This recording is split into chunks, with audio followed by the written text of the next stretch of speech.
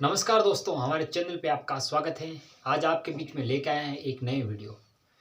इसमें आपको बताएंगे मीराबाई की जानकारी। राजस्थान की प्रसिद्ध भक्त, कृष्ण भक्त और कवयित्री, भजन गायिका, लेखक मीराबाई के बारे में आज जानकारी लेके आए हैं। मीराबाई का जन्म कहाँ हुआ, किस प्रकार उन्होंने जीवन जिया, किस तरह उन्होंने भक्ति की, कृष्ण की विरह भक्ति में कितनी वो रम गई थी, उनके बारे में आज जानकारी देंगे।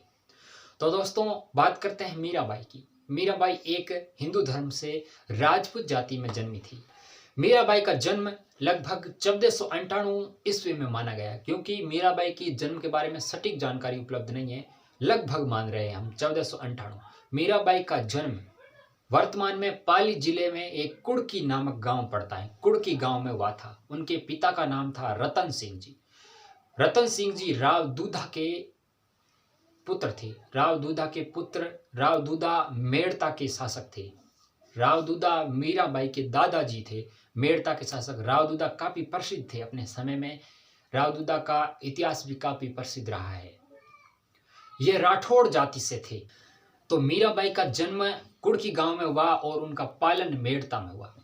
इसका पीछे एक रीजन है। मीराबाई की माँ की मृत्यु हो गई थी। मीराबाई 2 वर्ष की थी तब उनकी माता की मृत्यु हो जाने के कारण मीराबाई को उनके दादा के वहाँ लालन पालन हुआ। दादा के वहाँ लालन पालन होने के बाद में मीराबाई, कहते हैं कि मीराबाई एक समय छोटी थी, दादी के साथ में एक बारात देख रही थी।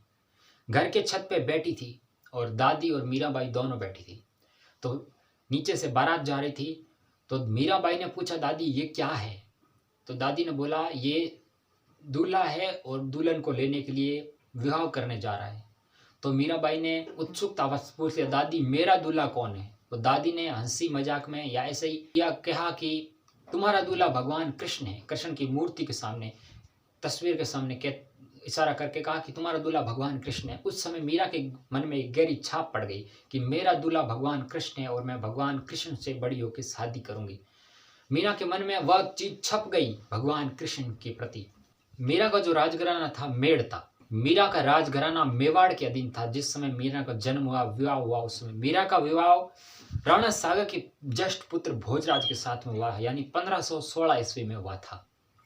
1521 या 1526 ईस्वी, 2 तारीखें मानी गई है। उनके आसपास भोजराज की मृत्यु हो जाती है। उनमें भोजराज की युद्ध में मृत्यु होती है।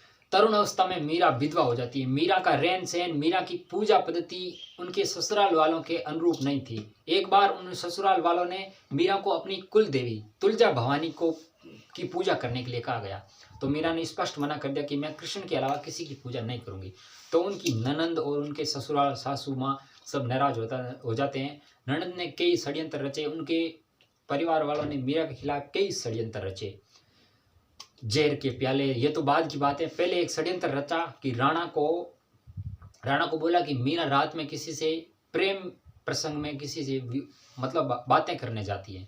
तो भोजराज को उनकी ननंद उदयबाई थी। उदयबाई ने भोजराज को कहा कि मीरा रात में क्या करने जाती है, वो कुछ उल्टा सीधा काम करने जाती है।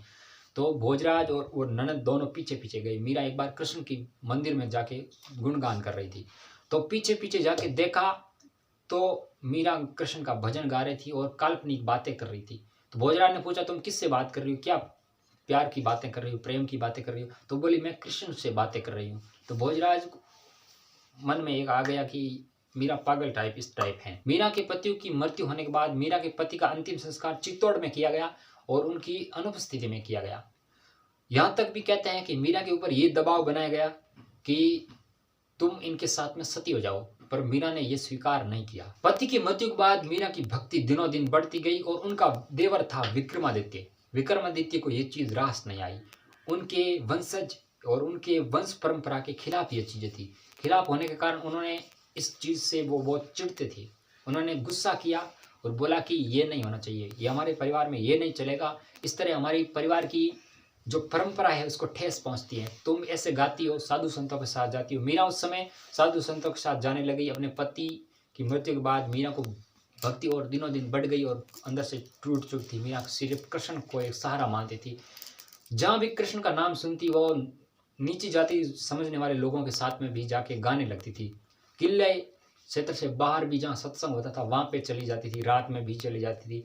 इस तरह की उनकी वो व्यवहारिकता उनको ससुराल वालों को पसंद नहीं आई। विक्रमादित्य ने तरह तरह के षड्यंत्र करे मीरा को अपने रास्ते से हटाने के लिए। विधवा स्त्री, इस तरह राजपूत परंपरा में विधवा स्त्री अच्छी नहीं मानी जाती है, इसलिए विक्रमादित्य एक अपनी परंपरा को बचाने के लिए कई तरह के षड्यंत्र, मीरा को जहर का प्याला दिया गया, मीरा को मरने के लिए जहर का प्याला भरी सभा में दिया गया कि तुम ये पी के मर जाओ। मीरा वो भी पी गई, बोलते हैं वो एकदम जहर अमृत बन गया।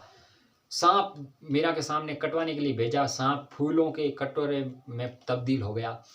कहते हैं मीरा ने अपना अंतिम समय द्वारिका में बिताया था।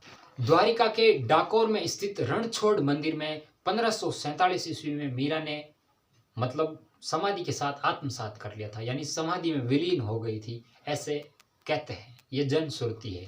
कुछ जगह कहते हैं मीरा वृंदावन के मंदिर में मूर्ति में विलीन हुई थी, वो भी 1547 ही सन बताते हैं। इसके बारे में इतिहासकारों की अलग अलग राय है। हम पक्का नहीं कह सकते कि मीरा की विलीनता, मीरा ने समाधि ली, क्या हुआ, वो अलग अलग इतिहास का मत है। इसके बारे में एकदम पुख्ता सबूत नहीं है। मीरा अपने आप को गोपी ललिता मानती थी। कृष्ण के समय राधा की साथ में सहेलियों में ललिता गोपी एक हुआ करती थी। गोपी ललिता, कहते हैं गोपी ललिता का अवतार इस कलयुग में हुआ था। जो प्यासी, कृष्ण के लिए प्यासी थी गोपी ललिता, वो मीरा को अपने आप में मीरा गोपी ललिता का रूप देखती थी खुद में कि मैं ललिता हूँ। ऐसी जनश्रुति देखने को मिलती है। एक कहानी यह है, मीरा ने कभी भी अपना श्रृंगार नहीं उतारा था। राजपूती विधवा होती है, वो अपना श्रृंगार उतार के रख देती है और विधवा कपड़े पहनती है। मीरा ने अपना श्रृंगार कभी नहीं उतारा था। मीरा कृष्ण को पति मानती थी। अपने पति के मृत्यु के बाद में भी मीरा ने कभी भी श्रृंगार नहीं उतारा था। श्रृंगार में हमेशा श्रृंगार में रही थी जब तक वो कृष्ण की मूर्ति में विलीन नहीं हो गई थी। एक बात यह है कि मीरा को जब परना के अपने ससुराल भेजा था, तब मीरा ससुराल अपने मायके से ससुराल एक कृष्ण की मूर्ति साथ में लेके गई थी। ये भी एक तथ्य है। वो कृष्ण की मूर्ति की पूजा करती रही, अपने पति के रूप में कृष्ण को साथ में लेके गई थी। मीरा के गुरु रविदास हैं। मान्यता अनुसार जनश्रुति में, कहानियों में, कथाओं में सभी जगह मीरा के गुरु रविदास माने गए हैं। रविदास एक दलित जाति, तथाकथित दलित जाति में माने गए हैं। रविदास मीरा रविदास को अपना गुरु मानती थी, ये कहने में सुनने में आता है। परंतु कुछ इतिहासकार इसको खंडन करते हैं कि रविदास की मृत्यु 1520 के आसपास में हो गई थी और मीरा और रविदास का टाइम थोड़ा कम मैच खाता है।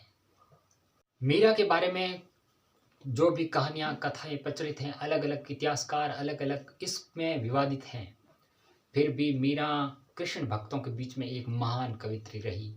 कृष्ण भक्ति में एक अद्वितीय घटनाक्रम हमारे साथ में छोड़ के गई।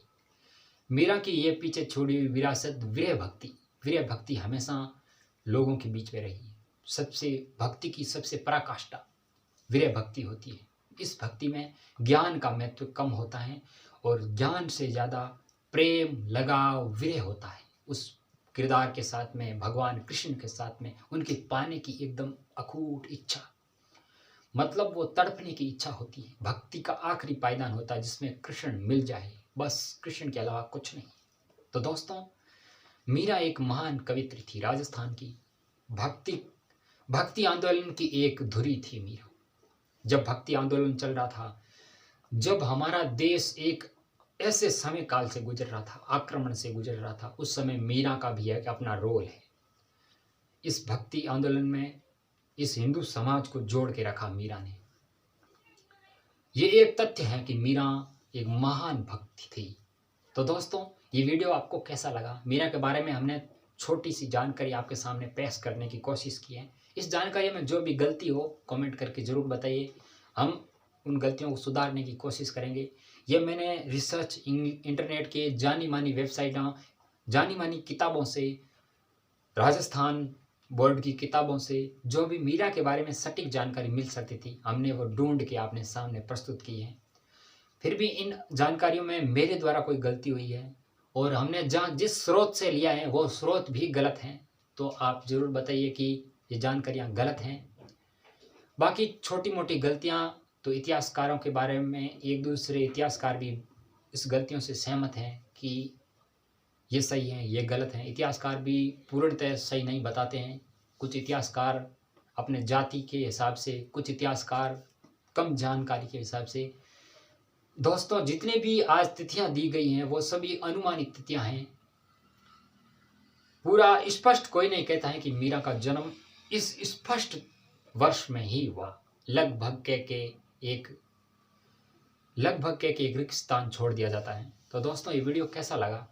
लाइक, शेयर और चैनल को सब्सक्राइब करना चाहें, आपकी इच्छा पे हैं, कर दीजिए। फिर मिलते हैं एक नए वीडियो में आगे, नए महापुरुष को लेके आपके बीच में। तब तक के लिए धन्यवाद।